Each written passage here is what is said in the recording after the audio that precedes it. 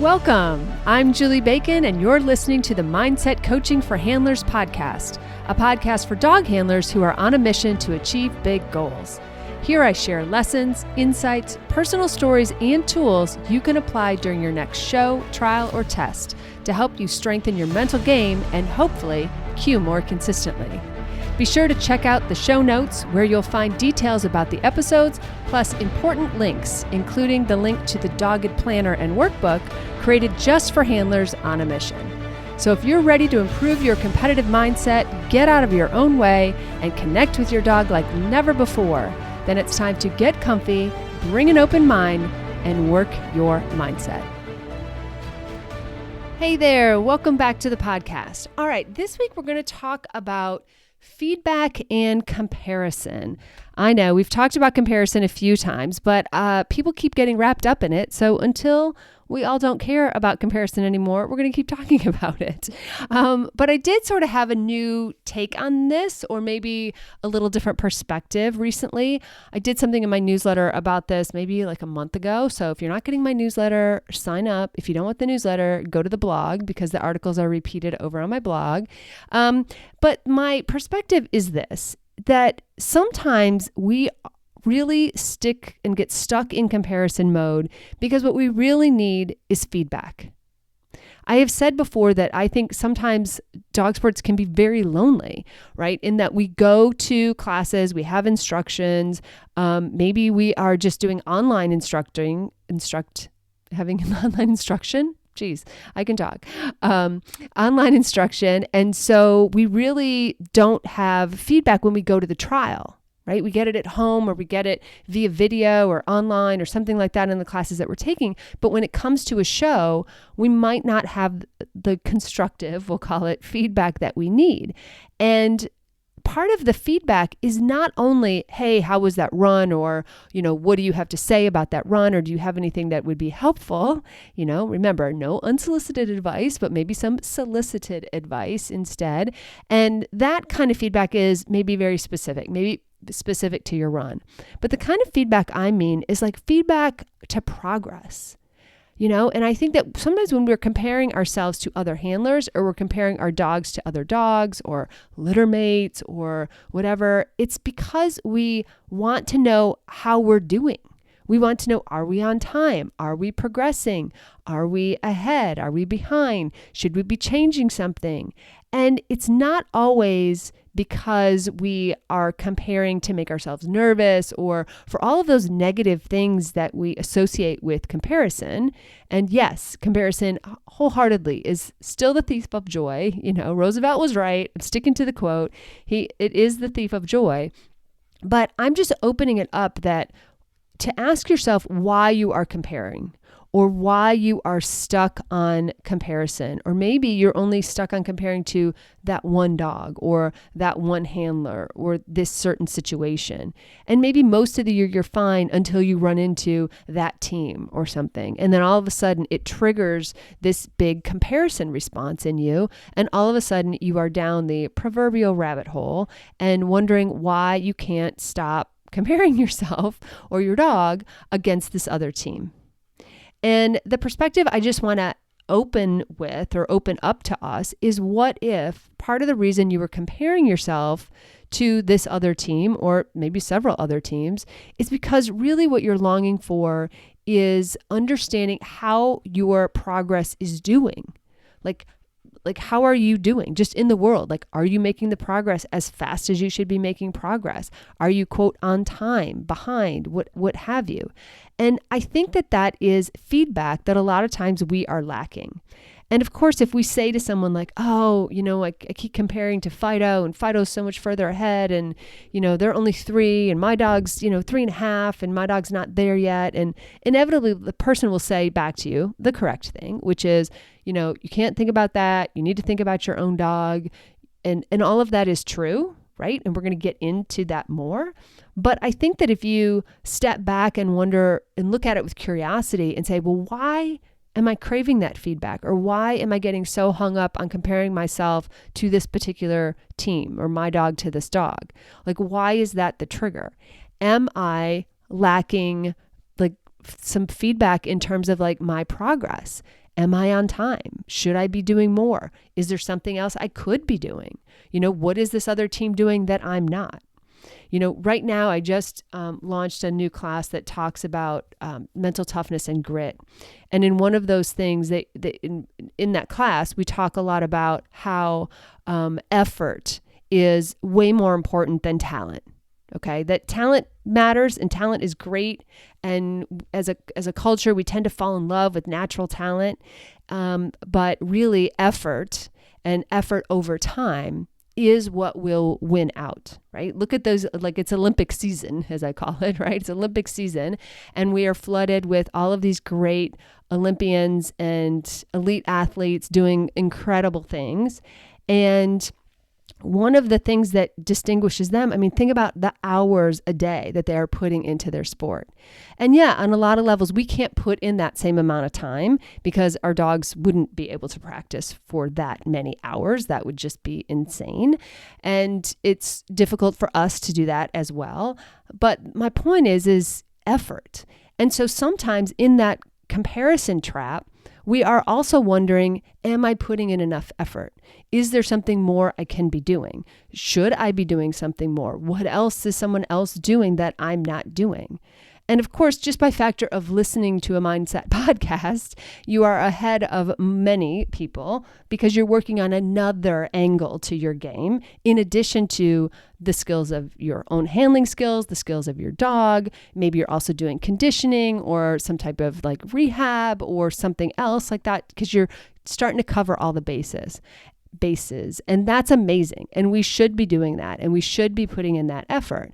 But still, I wonder when we get into those comparisons traps, really, because that's what it is, like what else are we looking for? What feedback are we missing in order to be able to tell ourselves, yes, we're on the right track, or yes, we're doing enough, just keep going?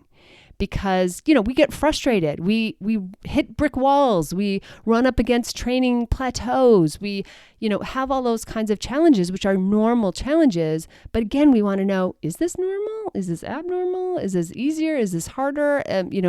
Again, should I be doing more? Am I putting in enough work? Okay.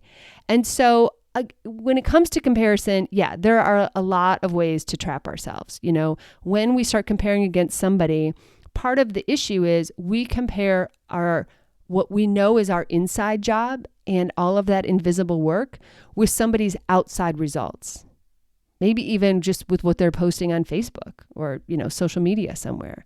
And so to compare our insides with someone else's outsides is really tricky business. And we can't see what their journey has been. We can't see, if they're just finally, this is like, quote, overnight success after 4 years, right, of struggle.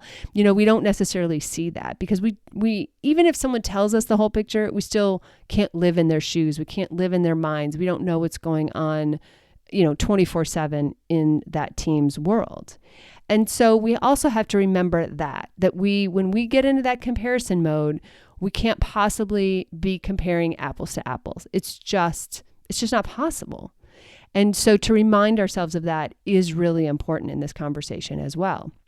And still, I think that we are in a lot of ways starving for feedback. So when we get in that mode and you feel triggered and you feel like, oh, there's the comparison, there's that voice in my head that is telling me that I'm less than, not good enough, not doing enough because this other team is doing so much, we really need to step back and break it down. Because the first question we need to ask ourselves is this true?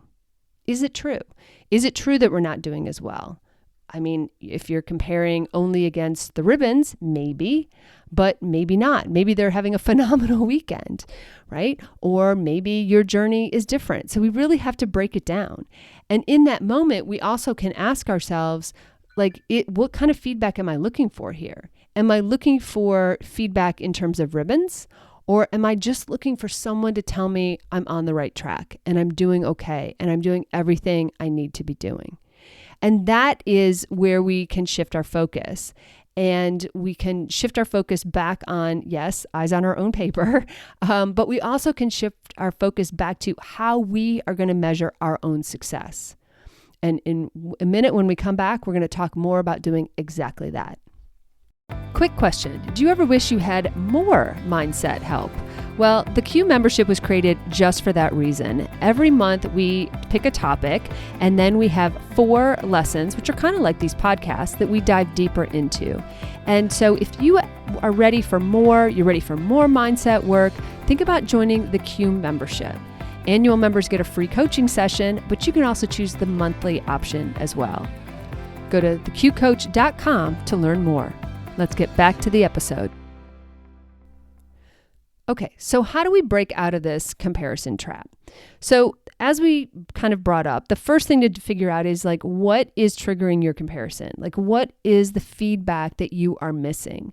Are you missing feedback from someone else, like from an instructor? Do you need to get some videos and share some videos with people so that you can get feedback on something specific that you're working on? Or do you need more general feedback in terms of how you're doing against goals? And again, if you are using someone else as your measuring stick, you need to really ask yourself, like, is that appropriate, right?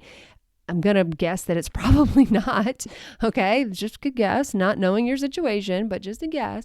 And is that appropriate? And if you think it is, what about it is? Right? Like, what are you learning by comparing yourself to another dog, another team? Because there might be something to learn, right? There might be something to learn if you can digest what that person is doing and saying, you know what? They are a little further ahead, and I happen to know that they've been able to do some seminars or some training, or I haven't been able to do training because, I don't know, it's 100 degrees in the sun outside in my backyard right now, and I can't really train.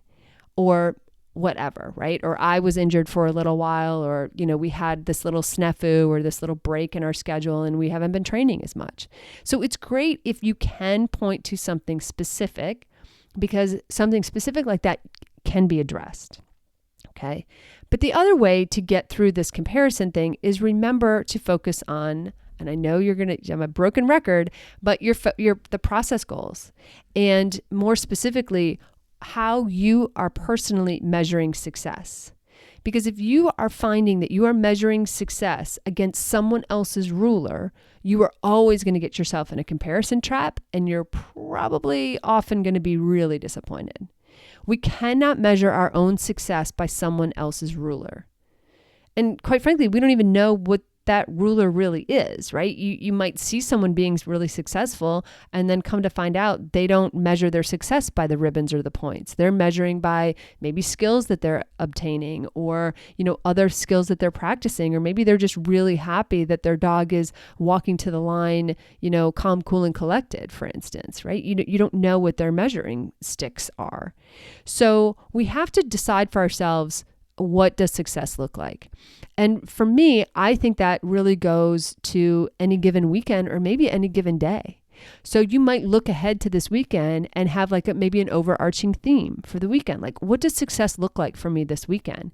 Is success only going to be measured in terms of cues, or do I have some other measurements, like maybe being really connected, or, I'm really working on my head turns and really using my head to cue my dog earlier, or, maybe just cueing earlier, maybe running connected. I mean, there's so many possible process goals that you might have. You might just have a process goal of just running fun and reconnecting to the joy that is agility or obedience or what have you. And if you are running this weekend and you are still trying to finish up those invitational points, right? You might really be, trying to cue, but also in that look, like, you've got to run your game and play your game and run the way you can, because the cue isn't completely up to you, right? There's a lot of other factors that happen. You can only control what you can control. Okay. So all of those things matter when you are trying to figure out, what does success look like? How am I defining success? What is success for this dog on this day? Out here where I am in the kind of mid-Atlantic, we are having crazy heat for this time of year. Like it's normally not this hot. Usually I would trial through June and I'm like not trialing at all. It's too hot. I mean, my dogs would just combust out. They would just like break into like flames if they walked outside. So that's really changing what I'm doing and what I'm able to do, right? So can't play that comparison game right now. So when we figure out what success looks like for us, what success looks like for our teams, what it is that we are working on, we do bring our eyes back on our own paper and we do go back to those process goals and we focus on the goals, the milestones, and the measurements that we have set out for ourselves. And you know that phrase, what does success look like? It's a phrase like I learned at work, right? In corporate years and years ago. But I think it really applies, and too often we don't ask ourselves that very simple question. Like, how am I going to gauge, am I having a successful weekend? Is it that we have fun? Is it that my dog looks really happy, or that I'm really happy, or we didn't let other people kind of get us down or get in our bubble or get in our heads? You know, what is it that you are working on? Make those goals personal. When we look at comparison and we look outside for validation or for feedback in terms of how we are doing, then the success is not personal. The success is relative to someone else's success. And that's just not true, right? That's just not true. And we are fortunate in that most of the dog sports that we play, there are a whole bunch of cue ribbons, right? The whole class could cue, right? Judge would be thrilled. The whole class could cue. You know, there's plenty of ribbons for everybody. And yes, there are some dog sports that we play that there are only points for the winners, and, you know, it is different. But for most of what we're doing, probably this weekend, there's a lot of opportunities for a lot of us. We could all cue and it would be great, right? So remember that you want to make your success personal as possible, as specific to your dogs as possible. If you're trialing with 2 dogs and you've got like one steady Eddie and then you've got one kind of young baby dog, I hope that you're judging their successes very differently. Because what's successful for one, you know, getting around and doing all the things in an agility course in the right order might be a ridiculous thing to measure your steady Eddie by, because of course they're going to do it that way. Yet your young dog, that might be all we can do, right? Just do all the things and get out of the ring, right? And to make your success and how you measure it personal is going to make you a lot more aware and a lot more present and a lot more effective of a handler in that moment, because you're handling the dog you have in the moment that you have them, in the here and now, and not this wish that you hope will happen. Because that's the other thing. When we start imagining or measuring our own successes against someone else's yardstick, then we think, well, no matter what I do in the ring, it's not good enough unless I am better than that other person. And, you know, we don't have to value ourselves or measure our own self-worth relative to another person. Okay? We need to get rid of that. So I understand comparison. I understand wanting feedback and wanting to know how we're doing. And just someone, please tell me, am I on the right track? Am I doing enough, right? I have a young dog who's going to turn 1 next week. And I feel a lot of ways I look at her and I'm like, oh my God, I'm so behind. I should be doing more with you. And then in other ways, I'm like, oh, you're kind of ahead. You're kind of smart in this, you know, these things or what have you. But I'm telling you that by comparing them to another dog or yourself to another handler is not the way you're going to, quote, fix it, right? That's not going to give you feedback that is actionable. Feedback that is actionable comes from, yes, maybe sharing a video, maybe, you know, reaching out to an instructor or putting a plan together for yourself, maybe sitting down and figuring out, okay, what's my plan for the rest of the year? How am I doing against my goals, right? We're about almost to the midway point of the year. How are you doing against your goals? And so those are more appropriate ways when you bring that attention back to yourself, back to your own goals. Yes, I'll say it again, eyes on your own paper, and see how it is you're doing against your own metrics and your own definition of success. Because as we continue to look outward, that's not going to fix how we feel inward. on the inside, I should say, right? Okay, so that's all I got to say about that. Okay, but think about it. Think about your triggers, because I do think all of us fall into a comparison trap from time to time. Of course, 100%, because we want to know how we're doing. All right, when you do that, stop and say, okay, what is it about this comparison moment that I'm like compelled by, right? Because I almost feel like sometimes we're just like compelled to like compare ourselves. And sometimes we can feel envious of someone else's success, and that envy might actually tell us that like, ooh, I want that, right? That sometimes envy is a clue of what it is what we want for ourselves. Ooh, I want that kind of success. How can I go make a plan, figure out how to do it, maybe go to more trials or do things different or go to a seminar or whatever it is you think you have to do to put in that effort to reach that success. Great. That's one value of comparison. But you might also be missing feedback. You might also just wonder how it is that you're doing. Okay. So before you just kind of react to comparison, before you fall into the trap, or even before you dismiss it too quickly and say like, oh, I shouldn't do that. I shouldn't do that. I should just, think about my own dog. Figure out why the comparison is showing up for you, what kind of comparison it is. And I think that will really help you figure out what your next step should be and what it is that you are longing for, right? What are you longing for? Like we've been talking about, are you longing for feedback, or are you just kind of envious and you want that level of success for you? So you need a plan to go achieve that for yourself, right? The comparison thing comes in all shapes and sizes. Figure out what it is first, as soon as you feel triggered, and then decide what you're going to do about it. Okay? All right. So that's your homework for this weekend, because at some point this weekend, you are going to want to compare yourself to somebody. Even if you're not trialing this weekend and you're reading Facebook or whatever it is, you're going to do it. So just pause, think about what it is, where this comparison is coming from, what it is you want to do about it. Go back to your planner or your goals that you've set for the year, figure out what your own plan is and how you're doing against that plan, how you can shift, maybe how you can add more effort here or figure out a game plan, and what is your plan going to be, and figure out how you are going to measure success going forward. And that's going to clarify a lot of things, and it's going to help you keep your eyes, you know what I'm going to say, on your own paper, okay? All right. No matter what you are up to this week, I hope you have a fantastic week with your dogs. Thanks so much for listening to the Mindset Coaching for Handlers podcast with me, Julie Bacon. I am so grateful for your precious time.